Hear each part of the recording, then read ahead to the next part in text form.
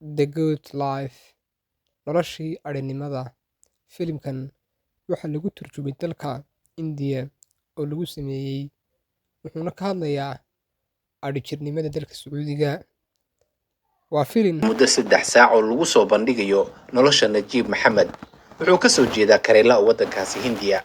Riyadiisu waxay ahayd mar uun inuu u dhoofo dibadda, balse uu meel uun u saaro mustaqbalkiisa cunugiisa aan weli dunida imaan ee calool ku jirka ah iyo waalidkii xaaskii inay nolol qurux badan ku noolaadaan. Sheekada sidan ayay u dhacaysaa. Najiib iyo walaalkii waxay hardan adag u galeen sidii ay lacag u urursan lahaayeen, balse fiisaha mid ka mid ah waddamada khaliijka ay u helaan.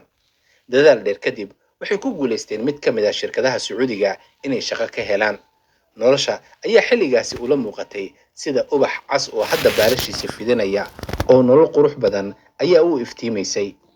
Jeer ay ka soo degeen gegida diyaaradaha ee Jidda. Halkan waa meesha nolosha Najiib Jaantaan Rogan ugu dhigi doonta. Markii ay garoonka ay ka soo degeen, dhibaatada ugu horeysa ee qabsanaysa waa inaysan aqoon afka Carabiga, inaysan aqoon dhaqanka dadka Carabta.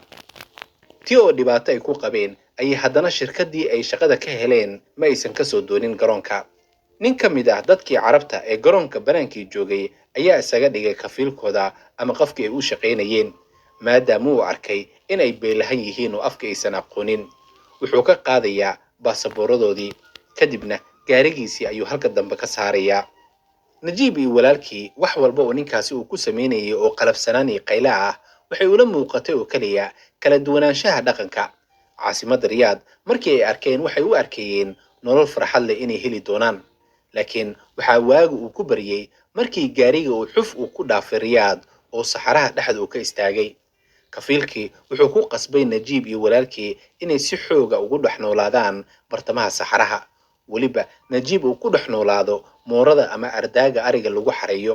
Najiib walaalkiina wuxuu ka iibiyay nin kale si uu adoon ugu noqdo. Runtii wuxuu halkaasi ku weynayaa dareen walba oo qof bini'aadam uu lahaa. Halka uu joogo iyo xilliga uu joogo midna ma oga. Xitaa afkii ayaa joog gabay oo maskaxdii fikirkii ayay joojisay yaab dartii. dad uusan hal eray xitaa ka fahmayn oo weliba qalafsanaan daran ay ka muuqato, xitaa loo diiday inuu seexdo teendhada dhexdeeda. Filimku wuxuu soconayaa ilaa ay aakhirkii uu walaalkii si lama filaan ay ugu dhex kulmaan saxaraha kulul, isagoo la socda qof kale oo Afrikaan ah oo isagana la adoonsado. Laakiin walaalkii saxaraha ayuu ku geeriyoonayaa, isaga Najiib ahna si dirqi ah ayuu kaga soo baxsanayaa kuwii adoonsanayay, oo qof Carab ah ayaa jidka ka soo qaadaya oo Najiib magaalada keenaya kadibna isaga tegaya. Jeer ay dariiqa ka soo helaan dad ay isla gobolka Kareele ay ka soo wada jeedaan, welibana ay helaan isagoo aan hadli karin oo ari ismooda, maadaama uu ariga la noolaa muddo 3 sano ah. Aakhirkiise qoyskiisa oo laacsanaa oo meel uu Jaani cirib dhigay ayaa lala hada siinayaa, iyagana farxad iyo oohin ayay waqtiga ku dhamaysanayaan.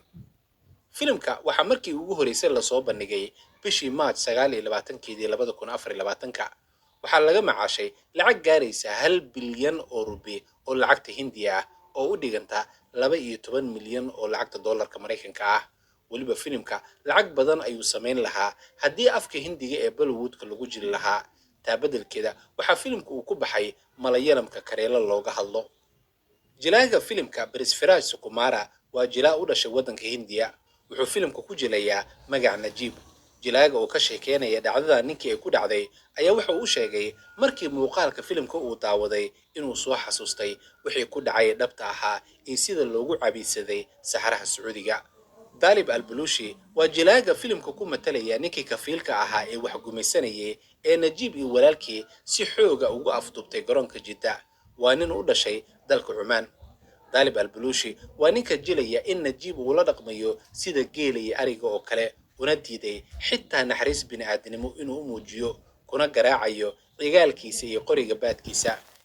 heer xitaa uu gaaray markii uu Najiib uu ka soo baxsaday uu uga daba yimaado xabsiga ama xaruntii tarxiilka ee kafiilada Carabta, dadkii ay adoonsanayeen dib ugula soo baxayeen inta aan la tarxiilin. laakiin nasiib wanaag Dalib al-Bulushi oo xilligaasi filimka ku jilayay kafiilka waxa uu suurageli weyday in Najiib uu kala baxo xarunta tarxiilka, maadaama uusan ahayn kafiilkii rasmiga ee Najiib, laakiin afduub ahaan uu haystay. sidaas darteedna ay u suurageli weyday in Najiib uu kala baxo xarunta tarxiilka Sacuudiga. waa filim sidaasi oo kale kasoo muuqanaya nin kale oo u dhashay urdun oo lagu magacaabo caakif najam. haddaba waa kuma najiib maxamed?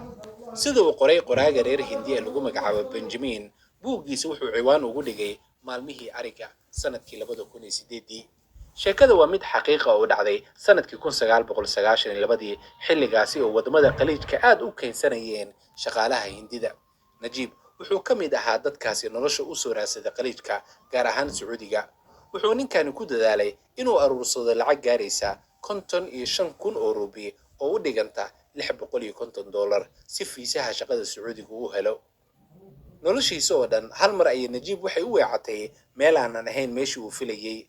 nin ayaa ka afduubtay garoonka diyaaradaha kadib markii uu arkay in najiib uusan awood u lahayn in dadka uu la xiriiro, gaar ahaan xagga luuqadda iyo khibrad la'aanta ka muuqata wejigiisa. qoraaga sida uu kasoo xigtay dhibanaha sheekada ay ku dhacday wuxuu sheegay inuu la seexan jiray 700 oo neef oo ari ah oo hari habeenba uu dhexda kaga jiray, marmar dhif ahna la siin jiray rooti iyo basal si uu ugu ruugo. dhar uu xirtaana ma uusan haysan, ilaa iyo labada uu xirnaa ma ahee. waxaa loo diiday in uu meerto ama uu qubaysto. tintii ayaa si xun ugu baxday. baahidii asaasiga ahayd ee bini'aadamku u baahnaa oo dhan ayaa laga xarimay. sidaas oo kale qoraaga wuxuu sheegay in si joogto ah loo jirdili jiray najiib, iyada oo la jeexay dukumiintiyadiisii rasmiga ahaa si looga ilaaliyo inuu ka baxsado saxaraha aan dhamaadka lahayn. waa sida hadalku u dhigay qoraaga. najiib wuxuu hindiya ku laabtay 3 sano kadib, isagoo ay ka muuqato dhibaatadii darneyd uu kala kulmay saxaraha sacuudiga ee lagu addoonsan jiray. markii filimkan uu soo baxay, hay-adaha xuquuqda u dooda ayaa isku dayay in sacuudiga ay wax ka weydiiyaan dhacdadaasi iyo kuwa la midka ah. laakiin najiib ilaa iyo hadda waxaa la sheegayaa in maskaxiyan ay ka muuqato dhibaatadii la gaarsiiyey. inkastoo filimka Netflix weli uu ku jiro, haddana sacuudiga waa laga mamnuucay daawashadiisa. filimkan muddo bil ku dhow ayuu ku jiray Netflix, laakiin sababta hadda dareenka keenta ayaa ah in filimka lagu daray qoraalka afka Carabiga ee lagu tarjumay ama qaybta hoose la dhigo oo loo yaqaan subtitleska. sacuudiga ayaa markii hore u qaatay in filimkan lagu jilay saxaraha Imaaraadka ama Cumaan, laakiin filimkan waxaa lagu jilay saxaraha Jordan iyo Algeria, halka qaybo kalena oo ka mid ah lagu jilay Kareela oo Hindiya ka tirsan.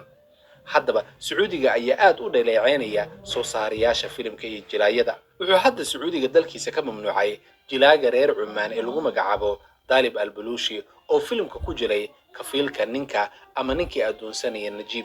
sacuudiga ayaa arrinkaas ku tilmaamay mid lagu sumcad xumeynayo dalkiisa, laakiin ilaa ay hadda sacuudiga ma soo hadal qaadin arrinka najiib oo ah ninka dhacdadaasi 3 sano ay ku dhaxaysatay gudaha dalkaasi. wadamada khaliijka dhacdooyinka noocaasi kuma cusba, oo sanadkii 2023 ayay ahayd markii nin 22 sano qofkii uu u shaqaynayay uusan marnaba mushaar uusan siinin, weliba saxaraha uu kaga tagay. muuqaalkii laga soo duubayna isagoo saxarihii weli dhex taagan oo eeyaha la nool.